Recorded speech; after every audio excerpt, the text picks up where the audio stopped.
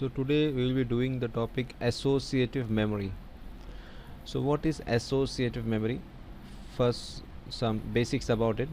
So the definition in psychology, associative memory is defined as the ability to learn and remember the relationship between unrelated items, like remembering someone's name or the aroma of a particular perfume. तो psychology में इसका हम कैसे define करते हैं, how we learn and remember the relationship between some two things which are not related with each other. Like when we see somebody's face, we remember the name of that person. When we smell any aroma, okay, perfume smell करेंगे तो we know that this perfume, ये जो smell आ रही है so and so perfume की है, तो वो हमारे दिमाग में पहले से स्टोर्ड है. ठीक है. So this is the associative memory. Now associative memory is declarative memory structure and episodically based. तो डिक्लेरेटिव मेमोरी इसलिए बोलते हैं कि जैसे हमने लास्ट वीक हम किसी से मिले थे, वो हमें एक वीक बाद मिलेगा तो हमें याद है, हाँ ये हमने इससे मिले थे. Okay. So things they as the days pass, things get stored in our brain, in our memory. Okay. In the human memory. और उसके साथ हम एक साथ बहुत सारे फैक्ट्स मिला कि हम कोई चीज़ मतलब कंक्लूड करते हैं.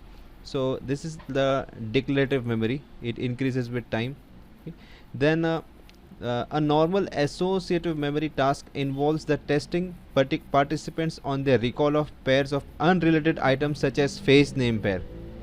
तो ये नॉर्मल एसोसिएटिव मेमोरी टास्क में क्या होता है कि हम जो है किसी का फेस हम देखते हैं तो उसका नाम हमें याद आ जाता है, इसका फेस देख के उसका नाम याद. ऑल्दो किसी के नाम का उसका चेहरे का कोई लेना देना नहीं है. Like a person name is John, तो वो जॉन उसका नाम उसके चेहरे की वजह से जॉन का नाम नहीं है. So we know that person John. As soon as we see that person, उसका चेहरा देख के उसका हमें नाम याद आता है, ये जॉन है, ये एलिस है, and so on. So this is the normal associative memory task. Then associative memory is one of the main ways the brain stores and retrieves memories.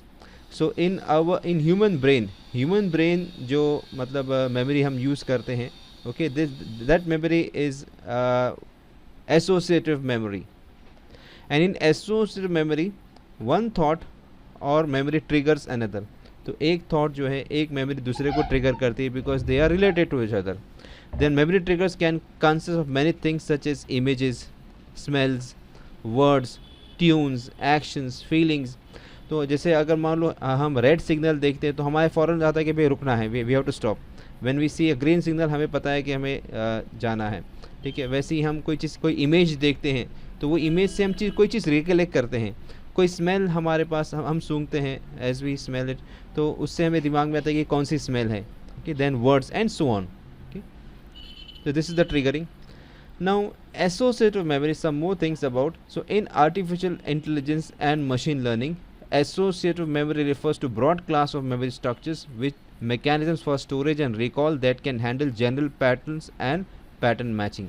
तो एसोसिएटिव मेमोरी में हम जो रिलेट करते हैं ये कैसा है कि we have some patterns.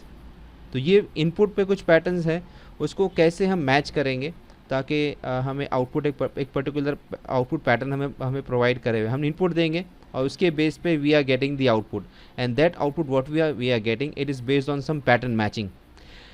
Now this concept is similar to content addressable memory technique. तो कंटेंट एड्रेसेबल मेमोरी टेक्निक जो है ये जो कंसेप्ट है एसोसिएटिव मेमोरी का, it is similar to the concept of CAM, that is content addressable memory. Now what is this? The CAM can be viewed as associating data to address, है ना.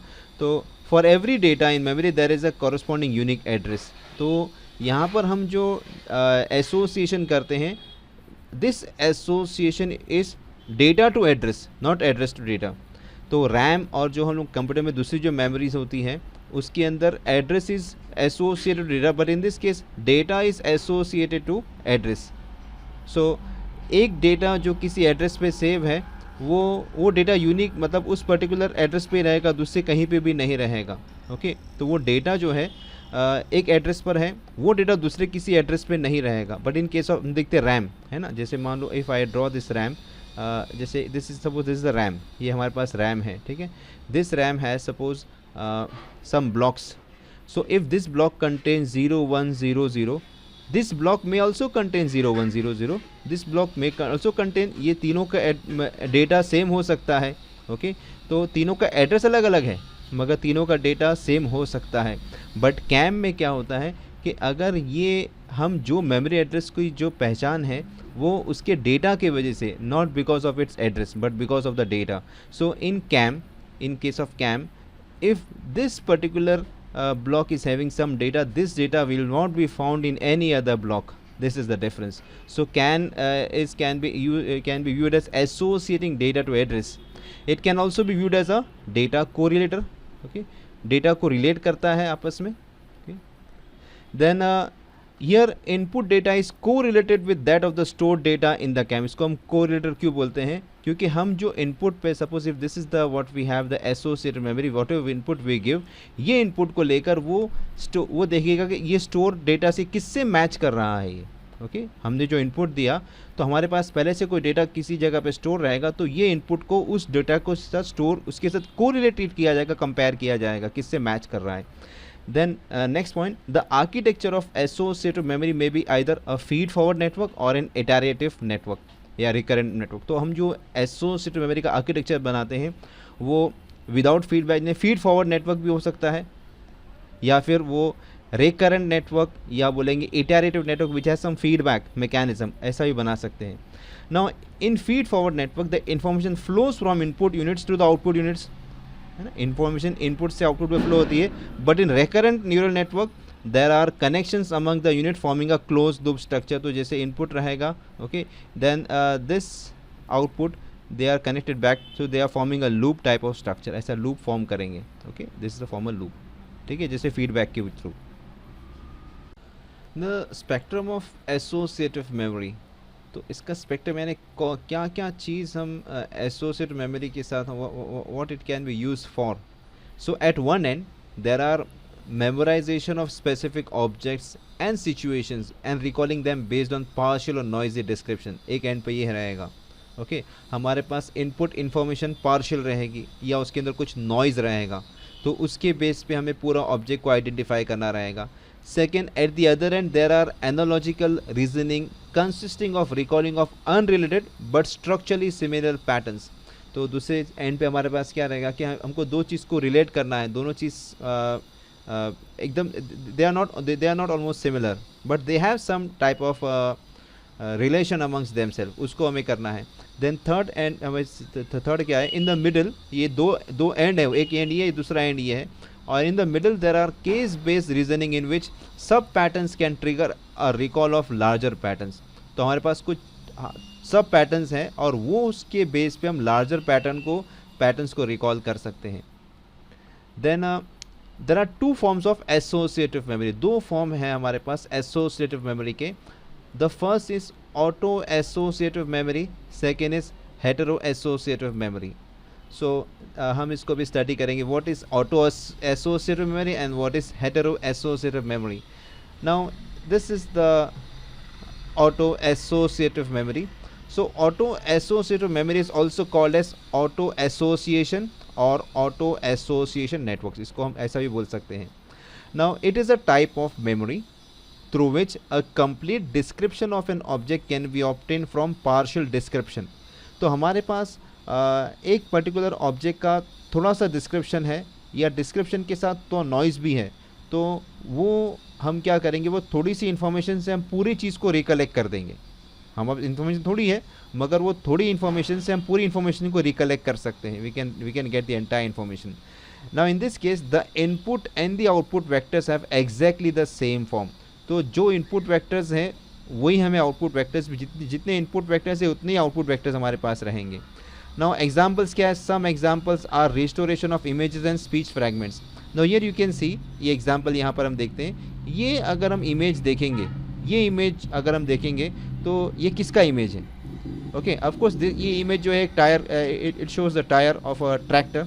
तो ये हमारे पास पार्शियल इन्फॉर्मेशन, पूरी complete picture नहीं है, मगर इसको देख के हम जो है ये कंक्लूड कर सकते हैं कि ये एक्चुअल इमेज है। So this is the partial image and this is the complete description of the image. So this is auto association. Image है, ये इमेज होना चाहिए था मगर हमारे पास पार्शियल डिस्क्रिप्शन है, ये देंगे तो we get this entire one. Okay, this is the auto associative memory. Then next जो है हमारे पास हेटेरो एसोसिएटिव मेमोरी है। Now hetero associative memories can not only retrieve object description but also can form a wide range of patterns satisfying some measure of similarity given some partial description। hetero associative में क्या होगा, हमारे पास pattern matching होगा। the two objects, the input and the output, they may not be same, they are not same, but there is some association between them। ठीक है, तो ये क्या करेगा, they can not only retrieve objects description but can also form a wide range of pattern satisfying some measure of similarity given some. तो partial description से या फिर जो हमारे पास जो ऑब्जेक्ट्स हैं उससे हम दूसरे को रिलेट कर सकते हैं। ठीक है, the input and output vectors have different form. तो इसके अंदर क्या होगा, जैसे इसके पहले हमने देखा ऑटो एसोसिएटिव मेमोरी में कि दोनों का input output vectors have same forms but ये they don't have the same form. Like this is the tyre. Okay, ये टायर है, तो ये जब हम देखेंगे तो ये हम रिकलेक्ट कर सकते हैं कि ये ट्रैक्टर का टायर है। तो from this tyre we can recollect the vehicle the one which is which uses this tyre. तो ये हमको ये इसको एसोसिएट कर सकते हैं। ठीक है, so this is hetero associative. When we give maybe the input is this is output, so both are not same, of course both are not same. Now here in this case we need the concept of Hamming distance। So what is the meaning of Hamming distance? Hamming distance का concept जो यहाँ पर हम use करेंगे, actually क्या होता है कि जो हम इनपुट देते हैं और आउटपुट देते हैं तो what are the when we want to actually compare, है ना, हमारे पास जो इनपुट है उसको कंपेयर करना पड़ेगा, वो अंदर वो जो मेमोरी से किससे मैच करता है, कितना मैच करता है, कितना दोनों के बीच में डिफरेंस कितना है। तो वो चीज़ के लिए हम हैमिंग डिस्टेंस का कंसेप्ट यूज़ करते हैं। ना एक सिंपल एग्जाम्पल हैमिंग डिस्टेंस का क्या है, suppose we have a hamming code, हमारे पास एक hamming code, I will just write the code 1 0 1 1 0 0। ये हमारे पास एक हैमिंग कोड है। Suppose I write it as H1 and I take another hamming code H2 which is of this form. Okay, ये तो हमने this is 1 0 0 1 0 0 1 0 0।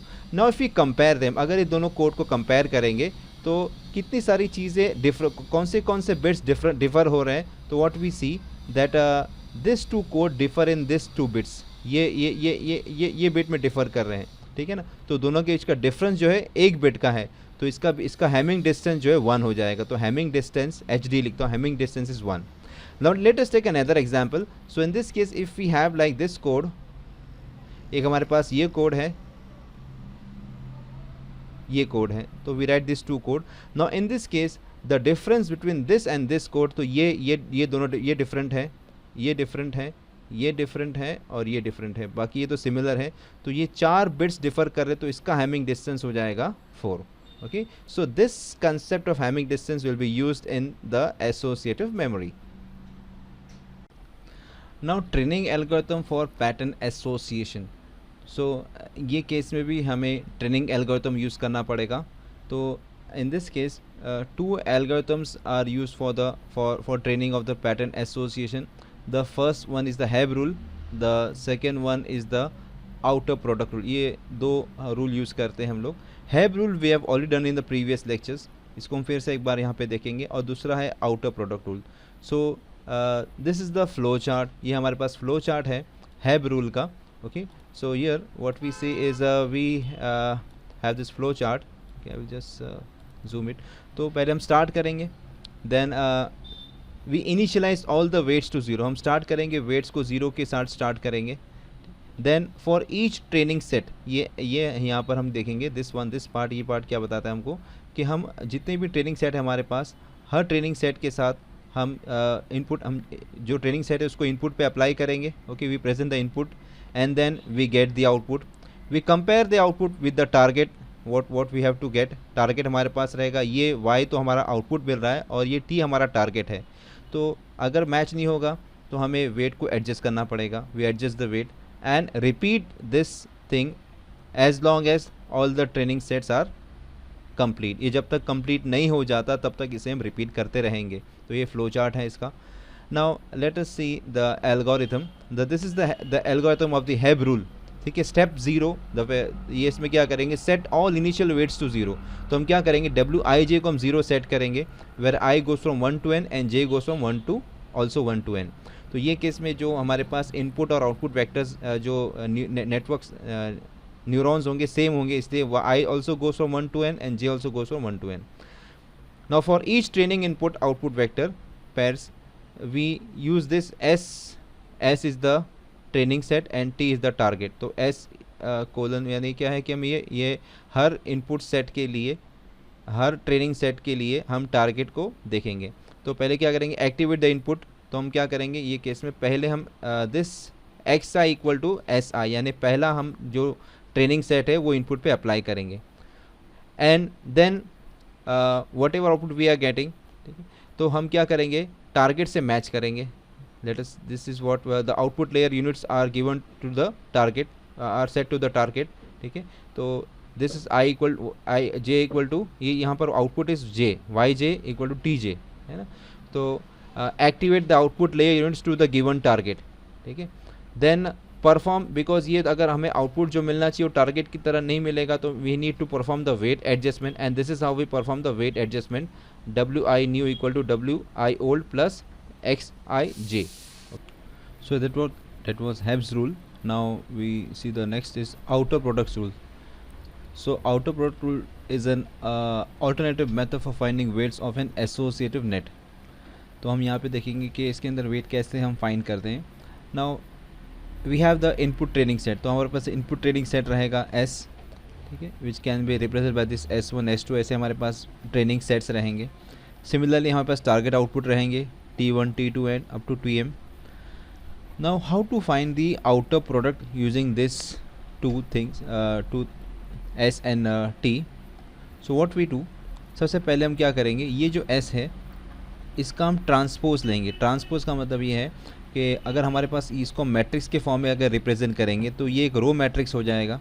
So transpose means converting rows to columns and columns to rows. तो ये जो हमारे पास ये input training set है इसका हम ट्रांसपोज लेंगे, and this is represented by this capital S. ये कैपिटल एस जो हमको बताएगा, ये this is actually the transpose of S. So इसको हम रिप्रेजेंट करेंगे S S tau. So tau means, because I can not write capital T, क्योंकि capital T हम यहाँ पे दूसरी चीज़ के लिए यूज़ कर रहे हैं. So this is the capital S is the transpose of this input training set. Then we have this, we represent capital T as the target output. तो प्रोडक्ट क्या रहेगा, प्रोडक्ट जो रहेगा वो S इंटू टी, ये जो हमने S जो है ट्रेनिंग सेट का ट्रांसपोज जो लिए, और ये हमारे पास जो टारगेट है दोनों को हम मल्टीप्लाई करेंगे. तो this is what we have. Now after multiplication what we see, ये जो हमारे पास इनपुट जो सेट, इनपुट ट्रेनिंग सेट है S1 S2, ये 1/n मैट्रिक्स है. When we take the transpose, का जब ट्रांसपोज लेंगे तो ये रो मैट्रिक्स का कॉलम मैट्रिक्स हो जाएगा. तो 1/n का n/1 मैट्रिक्स हो जाएगा. Now as we see S into T करेंगे तो हमें ये दिस इज़ ये आउटर प्रोडक्ट जो लेंगे तो ये n/1 इंटू 1/m, ये जो मैट्रिक्स है हमारे पास टारगेट, तो this is 1/m and this n/1. So when we multiply them the resulting matrix is n/m. Okay, ये दोनों 1 1 है तो इसका मतलब मैट्रिक्स मल्टीप्लिकेशन पॉसिबल होगा. सो n/m करेंगे तो हमें एक स्क्वायर मैट्रिक्स जैसा मिलेगा. So this is the matrix, the resulting matrix S1 T1 S1 T2 and so on. So this matrix, resulting matrix is n/m matrix. So ये जो है S1 T1 S2, these are the we can say the weight matrix. Weight matrix can also be found by this formula Wij summation p from 1 to capital P Si tau p and Tj p. तो ये हमें output मिलेगा. So this is how we find the weight. तो weight find करने के दो तरीके हैं. Either we can use Hebb rule or we can use this outer product method. So that's all for this particular session. Thanks for watching.